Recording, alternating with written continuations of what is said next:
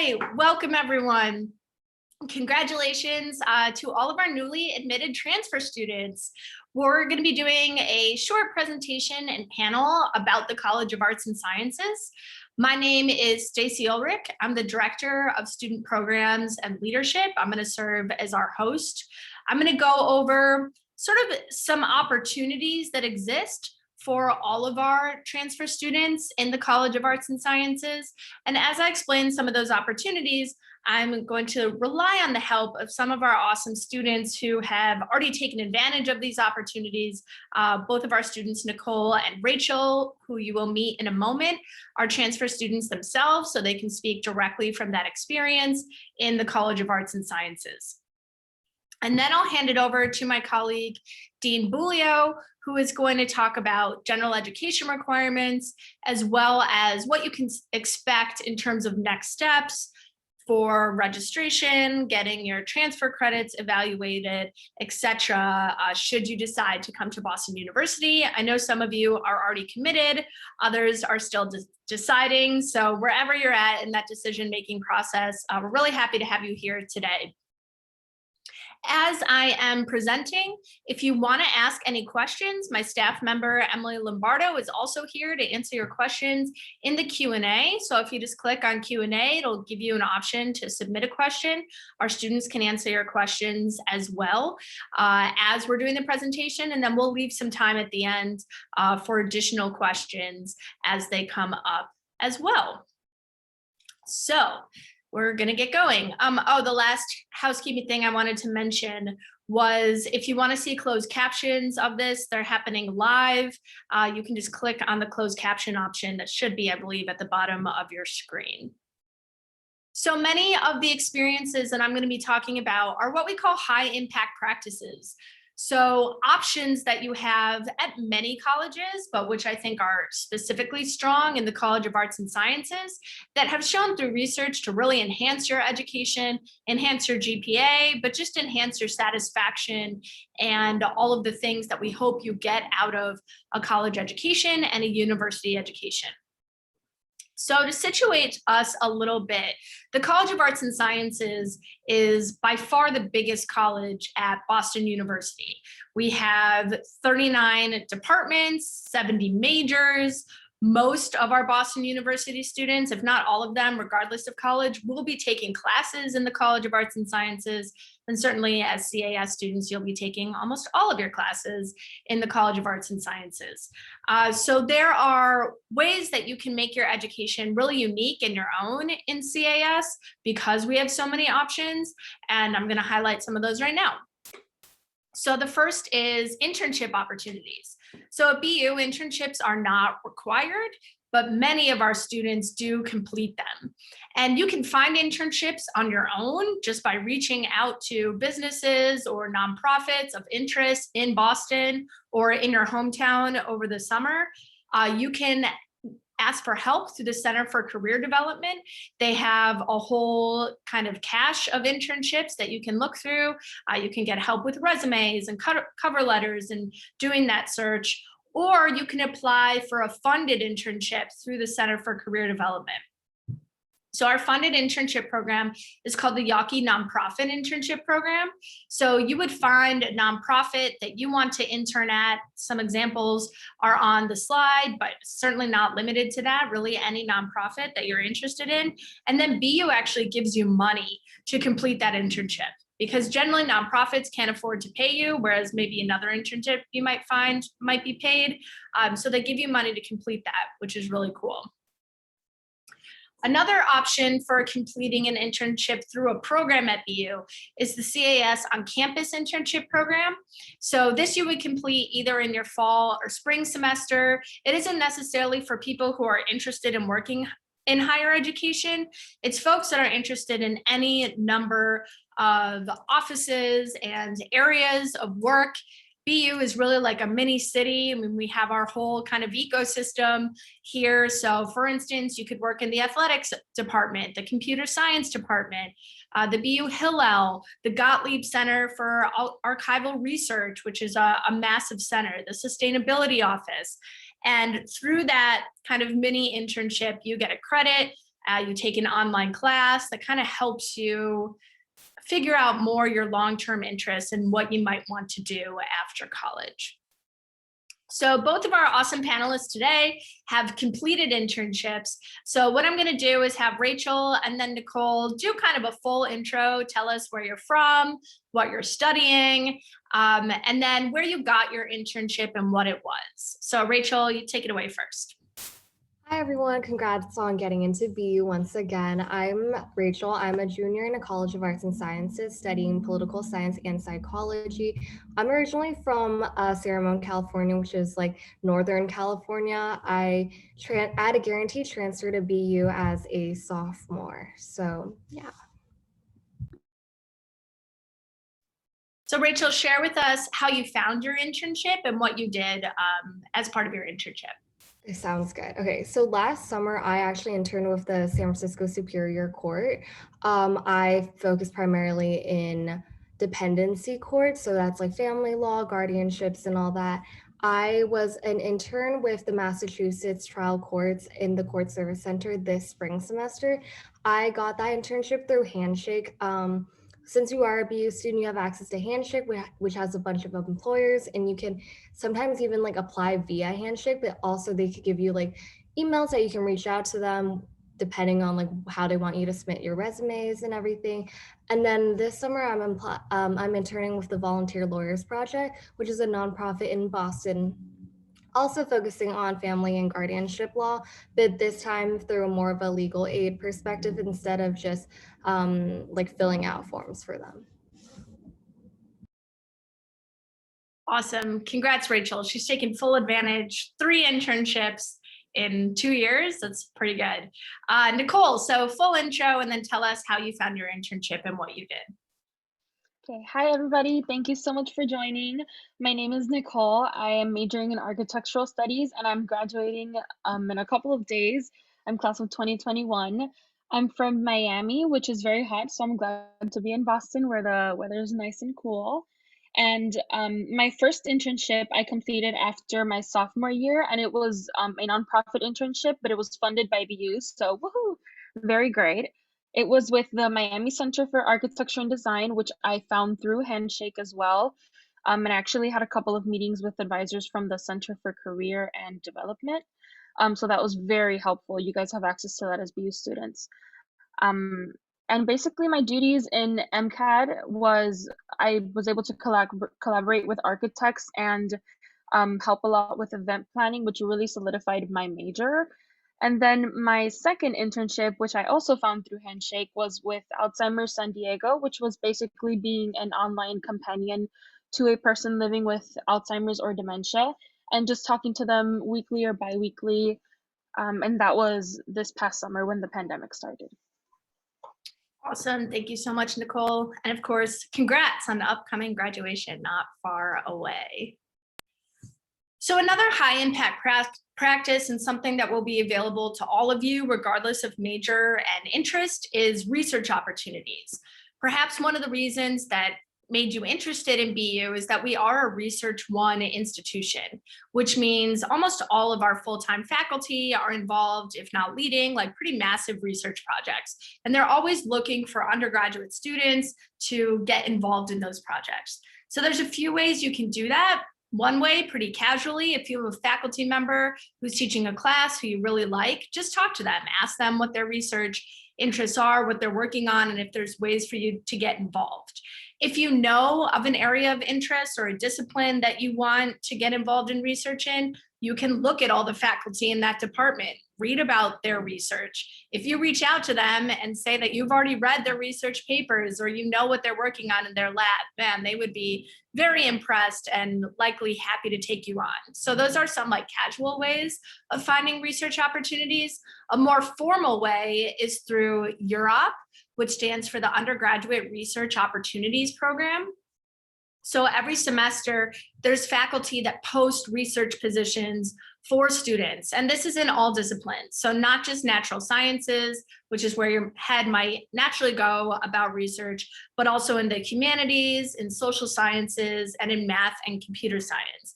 And when you apply for a UROP position, Undergraduate Research Opportunities Program, you can do that research either for credit or for money, and that takes place over the semester, fall, spring, or the summer. Finally, Boston is a major hub, especially of medical research, but of many types of research. So you're not just limited to BU.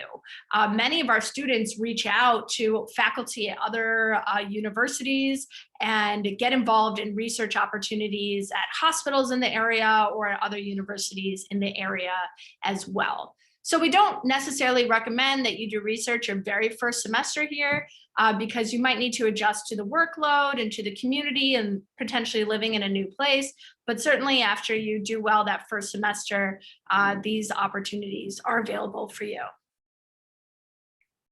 Study abroad. So this is one that many students are interested in. We have had limited opportunities due to the pandemic, but our hope is that we'll be back in business starting this fall.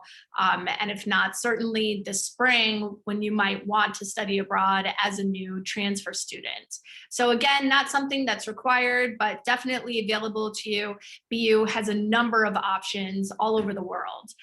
I know sometimes transfer students are worried about the time they have, if they'll have enough time to study abroad. And Nicole, who is a transfer student, was actually able to study abroad twice for a full year. So Nicole, why don't you talk to us a little bit about that experience and what you gained from your study abroad education?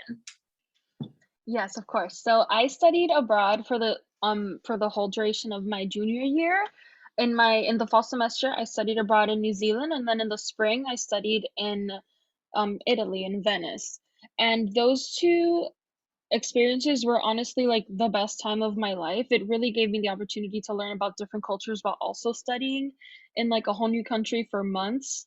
Um, and it also gave me the opportunity to travel around since in Europe, everything is nearby. So it was really easy to take transit and meet new people as well, make friends with the people in my program. So yeah, it was a very enriching experience.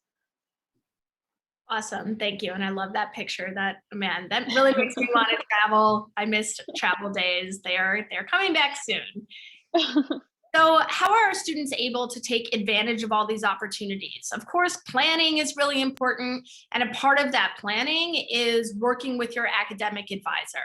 So if you decide to come to BU, you'll have a number of academic advisors and a number of resources to help you kind of plan out your years here. So Rachel is pre-law, so she's utilized our pre-professional advising office, which consists of advisors that help our pre-law as well as all of our pre-health students. So Rachel, can you tell us a little bit about that experience and how that office has helped you with your pre-law goals? So I went to my first appointment with pre-law, like my first semester at BU, because that's what they encourage you to do. And the dean for pre-law advising is actually also the coach for mock trial and mock mediation. I've been a member of mock mediation for the past 2 years, so I've worked really closely with the coach and pre-law dean and just had a lot of ties with the pre-law office in general. Starting this summer, I'm officially a current cycle candidate, so I'll be meeting more in depth with both Rita, the pre-law advisor, and also Dean Stern, the pre-law dean, going over like personal statements, diversity statements, and also deciding like which schools to apply to because I plan on applying in the fall. And also they help give a lot of tips about like what to do when if you aren't sure, like if you want to pursue law or if you're like worried about taking the LSAT. So if you have any questions law related, I strongly encourage you all to just reach out to their email or schedule drop in their Zoom advising, and just they will have an answer for sure. Thanks, Rachel. And a little bit different than the college or university that you're currently attending is pre-law and pre-health are not majors here. They're pre-professional tracks that can pair with any major. So a lot of our pre-law students happen to be political science like Rachel, but you can be pre-law with any major. You can also be pre-health with any major. Pre-health does, of course, have a series of required classes. Pre-law does not, but there are classes that the office might encourage you to take as part of your education prior to law school. Another piece of the academic advising puzzle is your major advisor. So if you already have a major, you'll be assigned to a major advisor. If you are coming in undeclared, then you'll work with one of our undeclared advisors, like Taryn, you see on the screen, who works in our office of CAS Academic Advising. As I mentioned earlier, we have a fabulous guest from the CAS Academic Advising, Dean Bulio, who's going to tell you a little bit about our general education requirements, as well as next steps academically, what you can expect if you decide to enroll at BU. So let me bring up those gen ed requirements. Thanks, Dean Bulio. Hi, everyone. Good afternoon. My name is Carrie Bulio. I'm the Assistant Dean for Advising and Academic Services in the college, long title. But I have been in the College of Arts and Sciences in academic advising at BU for 17 years this year. So this is my favorite thing to do, and I have a special affinity for transfer students, so welcome. I just want to talk to you a little bit about that transition, and I know it's stressful. You've probably sent in all these syllabi, and some have answers and some don't. So I want to just sort of go over briefly what happens when you do that, and then what happens next after you have all that information and what to do. So when you submit a syllabi, our transfer credit evaluation office looks at that information and they check to see if anyone in the past 5 years has transferred in that course from that college or university before. And if they have, we already have that on a database. And so they can say, okay, yes, this microeconomics course you took at University of Connecticut equals this microeconomics course at BU, immediate answer, pretty quickly gets that posted for you. If no one has transferred that course to BU in the past 5 years, what happens is that syllabus electronically gets sent to the faculty member in the department most affiliated with the class. So in that econ example, that syllabus would go to the econ department, and a faculty member will review that content and tell the transfer credit office what that course is equal to at BU. And sometimes it's an exact match, sometimes it's not, sometimes it's just elective credit, and I'll explain all that in a second. But then that goes back to transfer credit office. They post that information on the applicant link for you to see under external credits and test scores, and you can see what things equal. So one of the nice things about the general education requirements called the Hub at BU. And I want to clarify that you will see lots of information about the Hub, but there are two versions of the Hub. One is for students who matriculate as freshmen, who start at BU from the start. They have a set of requirements in the Hub that is just for them. And then there's a different set of requirements for those students like you who come in as transfer students. The reason there are different sets of requirements is because no outside courses, no transfer courses can satisfy Hub requirements. Now that sounds like scary bad news, but it is intentional that there is a separate set of requirements for transfer students, because students who come in as freshmen have 26 Hub units to fulfill in order to meet all those requirements for gen ed and graduate. If you come in as a transfer student, we know that you've already done likely gen ed work at your previous institution, and you have a shorter amount of time here. And since nothing from outside can count towards the Hub, you're only required to do 10 units. So it's a significantly fewer set of requirements for transfer students. But what's nice about that is also you don't have to worry about every single class and what it gets equated to and whether it's an exact match to something here or not. As long as it gets counted as elective credit, that's all that matters, because you have to fulfill these transfer Hub requirements either way. And so in addition to most things get equated to elective credit or not elective credit. The things you really want to exact match for is your major, and you'll get help with that from your advisor as well.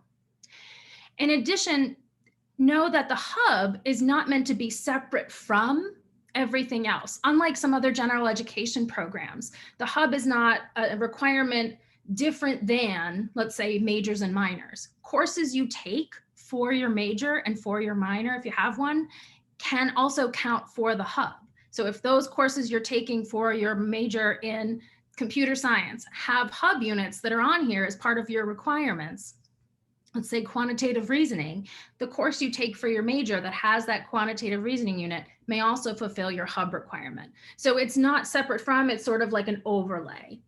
And one of the things that advisors will provide you once you've paid your deposit after June 1st, I answered this sort of in the chat, our office in academic advising gets a weekly list from admissions of people who have deposited since the last week. We assign you an advisor, and they may be your permanent advisor, or they may be your advisor just for the summer, depending on who's around for each department and how, whether it's faculty or staff who advise during the school year. But that advisor will contact you directly and give you lots of information about orientation, about how to reach them for advising, how to register for class. And one of the great things they'll also give you access to is a hub map, which will show you, here are the things that your major, that you're intending to major in, is already going to take care of for the hub for you. So we know as an econ major, these are the hub units that are likely going to be satisfied through courses in your major. Here's what you have left. So you use that as a tool to figure out, okay, I'm going to take these couple of major courses, I'm going to take maybe a language course, and I'm going to take a course that I know will fulfill some hub units my major won't cover. All right, I said that all really fast, but just know that. So I think the hub takes the stress off of knowing the nuanced every single class and what it's equal to, because this is what you have to fulfill regardless of what stuff comes in as. All right. And so, like I said, advisors will be in touch and will explain everything to you. You'll have access to register for class. I have been doing this for 17 years, and every year students panic that they're not going to get classes, and every year students get classes they need. We don't get, you may not get the time you want, or you may have to take something in a different semester than you planned, but every year, I promise you, we work really hard behind the scenes to make sure every student who comes in, freshman transfer, gets classes they need for the fall semester, regardless of when you pay your deposit and get registered. All right. Did I miss anything? That was an awesome explanation. Thank you. I can't see the Q&A. I imagine some of them are for you also, but big thank you for all of that. The other thing I'll add just in terms of timeline is there are 2 sessions of orientation that our transfer students are welcome to register for. The first session is June 30th, I believe. All of our orientation sessions are Wednesday and Thursday. They're online, so you get to choose the time of day that you prefer, and you can either come for session 4, which is just for transfers, or for session 5, which is in August. I believe it's August 18th. And that will be transfers and first-year students, but we'll divide you out when it comes to academic advising. So just a heads up, that's another next step you'll want to take after you pay your deposit, is to register for orientation. So the last kind of program that I wanted to talk about, and a little bit selfishly because it's my program, is FY 101, which is our first year seminar that is really designed to help students adjust to Boston University, for our first year students to college, and for everyone to Boston. So we have 5 sections that are just for transfer students. And this is actually Nicole with some of our awesome transfer students from our section this past fall. The class consists of a weekly meeting time where you kind of review some BU resources, get to know each other, have conversations about common transitional issues like time management, figuring out your major, figuring out registration for the next year, or just navigating all the things that can be difficult in a large university. And then we enhance the class with optional excursions around Boston. That's what's going on here at Time Out Market on a nice sunny day, as well as evening programs about like budgeting, making a resume, study abroad, things like that. So just for our transfer students, actually, FY 101 does count for a hub unit, and that unit is individual in the community, which is great news for all of you. So when it comes time to register for classes, certainly consider FY 101 as one of the classes you register for, and you would just add it onto your 4 academic classes, such it's only 1 hub unit. It doesn't take any credits, actually. So you can follow us on social media. We actually do put a lot on our Instagram, including some takeovers and resources and things like that. And we'll continue to do so all summer. I'm going to stop sharing my screen because I want to open it to some Q&A. And I like it better when I can see everybody's face. And it also helps me to actually see the Q&A. So let's see what we got here, if there's anything we want to ask out loud. I'm also furiously typing as fast as I can on some of them. Thank you. For some reason, I can't see the Q&A. So I'm just going to ask a question of Nicole and Rachel. Since I was just talking about Boston, either one of you can take this first, but how have you utilized Boston in your time here? As I imagine that's one of the reasons people are considering coming to BU. I can go first, I guess. Well, Boston University is like a city, basically, like a city campus. So it's very easy to get around. The T passes right on campus, so it's very easy to get anywhere you need to go. And for me specifically, I've found like that the architecture here has kind of like set me up for my career path. Like it really has motivated me to pursue what I want, and being able also to go to like museums nearby here has been like the highlight, honestly. So yeah, just a little tidbit. I love that. Nicole's an architectural studies major, so that makes sense. Rachel, have you utilized Boston in your time here? I'm a really big foodie. So this past week with study period, I've just been like trying to go to as many different food places as I can before I go home. And honestly, being in a city, like the best thing is you can really just walk anywhere. Like if you walk, I think like maybe 20 minutes from like South Campus in BU, you hit like Newberry, which has a bunch of shops and like cute restaurants. And it's really nice during like when it's warm out. And then it's also like only like a 30 something minute walk to Cambridge, like to Harvard Square. I tested that out this past weekend, so I can attest to that. I think it's just like you're right in the middle of the city and you can really just like immerse yourself in that culture. And then there's a bunch of like museums, restaurants, and like shopping areas like nearby that you can just go out with your friends. Like and like just be able to like take a break from the academics, because I know that BU is known for its like rigorous like academics, and like yes, that's true, but also you need to like take time for yourself. And like if you're spending all like your undergraduate experience just in your room studying, like you're gonna look back and you're gonna regret like not going out more, because you are in the middle of like Boston and it's really fun. Great answer, Rachel. And I will say, I think that Cambridge has even better food than Boston, but Boston and Cambridge are both very walkable. Sometimes it's faster to walk somewhere than to take public transportation or to drive because of traffic, but very walkable city, especially in our nice weather months. I do have the Q&A open now, so if there's specific questions for any of our panelists or you want numerous panelists to answer, feel free to pop them in there. But the next question I'll ask for both of you again is who's been your favorite faculty member and your favorite class at BU and why? So I'll have Rachel go first this time. Okay, my favorite faculty member is Dr. Mercurio. She's a psychology lecturer. I've taken 2 classes with her. I'm planning on taking 2 more before I graduate. She brings her dog to class. That's the selling point. She brings her dog to class.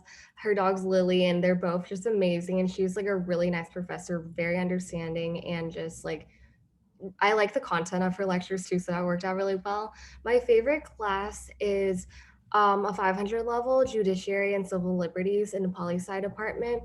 We do like, it's focused mainly on Supreme Court cases, but in the middle of the semester, instead of a midterm, we have like a moot court session, which is we're acting out like a Supreme Court case that's currently like being decided by the Supreme Court.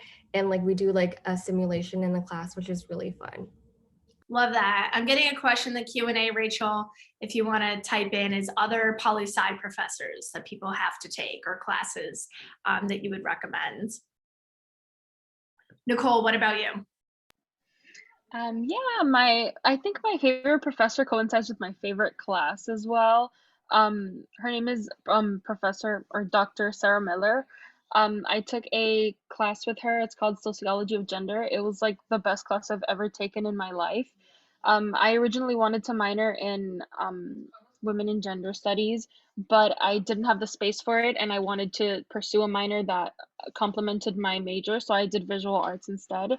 But I still had space to take a couple of, you know, gender studies classes. So her class was really great. She's like a really insightful person and really taught me a lot about, you know, gender. And Nicole, I meant to ask you this earlier, but someone had just written the Q&A about being undeclared. I know you came in originally to the College of Engineering, so can you talk a little bit about that process of like changing your major and even changing your college when you came to BU, and how advising helped with that? Yes, of course. So I came in my sophomore year as an engineering major student. I was in the College of Engineering. So halfway into the semester, I realized that I do not want to be in this school. I want to be in CAS as an architectural studies major. And so the first step that I took was meeting with a CAS general advisor just so that they can reassure me that this is something that I could do, because I was a mess. I was like, I'm not gonna have time to graduate on time. I can't do a minor. And they were like, no, you sound like a crazy person. Of course you can do this. So they helped me. And after that semester, I was able to fill out a form that allowed me to switch colleges and switch my major as well. So it was an easy process, no tears. Thanks, Nicole. And I think what's important to emphasize there is that it's very easy to change your major within the College of Arts and Sciences. But if you are a student who's interested in potentially moving to a different college within BU, that's something you'd have to wait until you do a semester of classes here. Is that correct, Dean Bulio? I want to make sure I'm saying the right thing. That is correct. And I did answer a similar question in the chat. It's called Intra-University Transfer, and you're eligible to do that at the earliest one after completing one semester. There are also some gateway courses that if you're looking to transfer from the College of Arts and Sciences to one of the other schools or colleges, that you would have to take a gateway course, which you may or may not be able to take in your first semester, and then pass with a certain grade that gateway course, and then apply to transfer within the university to another school or college. Thanks, Dean Bulio. I see that Nicole's typing the answer in the chat, so I'll ask Rachel out loud. Can you talk about your class sizes? So maybe what's been your average class size, but maybe what's been your smallest, what's been your biggest? Just like walk us through what that's looked like for you. For both of my majors, I think like intro classes, like intro to American politics or like intro social psychology, it's going to be like big lecture hall, like 100, 200 people, but it really is up to you to like get to know the professor so that you can establish a relationship with them and then take more classes with them and obtain those letter of recommendations or anything else you need or research opportunities. As you get higher level, it definitely like drastically like changes. I'm in classes that have like 10 to 20 people. If you aren't in class, like everyone knows you're not in class. So I recommend that you go to class. And Rachel, even with those big lectures, did you have discussion sections? That's like generally a piece of that. Yeah, so for all of the larger classes, you definitely have discussion section, which is like once a week, and you get to know your TF really well because they're usually the ones grading your papers, and also you talk like you have like discussion based and sometimes like mini lectures in those classes, so you get to know your TF really well. Thanks, Rachel. And those are teaching fellows. Our language classes are small, capped at 17, I believe, as well as our writing classes. Nicole, what's been your experience in terms of class size? Yeah, I'm just about to send it in, but basically the same thing that Rachel said. Lecture halls are usually very big, but it's true what she says. You really have to make an effort to get to know your professor, no matter the class size, because making that bond is what makes a difference in the class, and it makes you like strive for a better environment for yourself and also for rec letters, which are very important. You want to have a good bond with your professor so that when you ask, you're not like being sleazy. Um, yeah, and higher level classes are usually way less students, and you're able to make that bond with the professor like in class, and you can even make some friends in the class as well. I would say average size of classes is usually like 25 to 30. Like for example, like writing classes, you might have that amount of students. But yeah, overall, not bad. I've really liked it. Thanks, Nicole. I'm going to ask this actually of all three of you, so Dean Bulio included. What I think this is a great question in the Q&A. What's your advice for transfer students for their first year at BU? So whoever wants to take it first can go ahead and unmute. So go to Splash. It's basically a huge like club affair during the first like fall and spring semester. Join as many clubs as you want. If you decide that you don't want to pursue them in the future, that's totally fine. You can remove yourself from the emailing list or like ask them like, oh, don't have like the time for this club. Can you just remove me from your mailing list? The first club, I put my name and email down at Splash my first semester at BU. I'm the president of that club now, which is mock mediation. And I've like just created like a huge like community in that one club. And that has been one of the main like things that I've enjoyed during my time at BU. So I definitely recommend join mock mediation and also a bunch of other clubs at Splash. Great advice. Thanks, Rachel. Yeah, I agree with Rachel. It's definitely beneficial to sign up for as many, clubs as you can. Just honestly getting the emails from them and showing up to a meeting over Zoom or like in person can make the difference, and you can meet a lot of people and find your community within those. So don't be afraid. You can always take yourself off the email list later. Dean Bulio? Yeah, I would say, and also don't feel the pressure. I'm going to say the opposite of that, right? Like depending on like what you want to do, like I know that's a typical thing. Like you feel like as a transfer student, I always say it feels like the runway is shorter for you before takeoff. You have less time here to prep. And so don't feel like you have to do it all in your very first semester, but don't feel like you can't do something because you're a new transfer student. I'd also say give yourself a break too, be kind to yourself, as academics may be very different from the school or college you were at before, right? If you were at a really small place where all the classes were small and you called your professor by their first name and things are really casual, that's going to be a very different environment than maybe like a formal lecture. Not that there aren't small classes or professors who go by their first name here, but I think it can be a very different experience. So just be kind to yourself as you adjust to a new kind of academics or different sets of expectations. There are tons of opportunities to connect with faculty, staff, with other transfer students. Like we've traditionally had like a transfer student like reception and welcome and the transfer FY 101. I think it's great to get to know not only students who have been here since freshman year, but fellow transfer students as well. I think that's a nice thing to do. Yeah, and get to know your faculty, even though it's intimidating. Being new and switching, they'll get you, that they'll know you're not a freshman, and they'll want to get to know you too. Thanks, Dean Bulio. Rachel or Nicole, do you have any advice about the best ways to meet other transfer students or other students in general beyond kind of what's already been discussed? Or is there a specific dorm that's popular with transfers? I met most of my friends at orientation actually, and also just like people that I've met through clubs, like in my sorority, mock mediation, and like student government. And I'm also answering a question about student government right now. Nicole, what do you think? Anything to add? Yeah, sorry, I was answering a question on the thing. So, All right. Yeah, I actually don't have much to say about this because I feel my first semester here, I was kind of fighting my footing, and then I went straight to studying abroad. So most of my friends that I made are from those programs.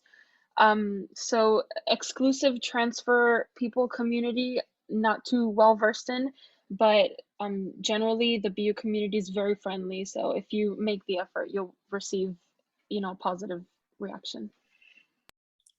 Love that. Thanks, Nicole. And I think that's related to the advice that I would give if anyone's interested, which is to put in effort and to be persistent, because there are just so many opportunities, resources, people at BU, but they're not just going to fall into your lap. You do have to reach out and avail yourself of them, whether that's like what Rachel said, signing up for a number of clubs at Splash, or using your academic advisor, or keeping your door open in your residence hall and just talking to people, being persistent. That first club that you sign up for, or that first class that you take might not be the perfect fit, but if you keep up with that persistence, you will find a great community here and a great academic pathway for you here.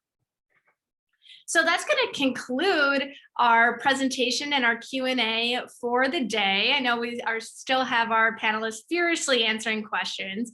So I'm going to ask them actually if they're comfortable to share their contact info in the chat. If you just choose the panelists and attendees option, the three of you, that'd be great. So if there were any questions that weren't answered for you today, or you want to continue conversations with any of our panelists, then you will be able to. So I want to thank everyone so much for joining us today. Best of luck with your decision in terms of where you're going to come this fall. If it is at BU, we're really looking forward to meeting you at orientation and on campus this fall. And for those of you who are still in the midst of finals at your current institution, best of luck. I know Rachel's all done. Nicole has one more. So best of luck to you all. Thank you both, and Dean Bulio, for joining us today. And everyone be well. Thank you. Thank you.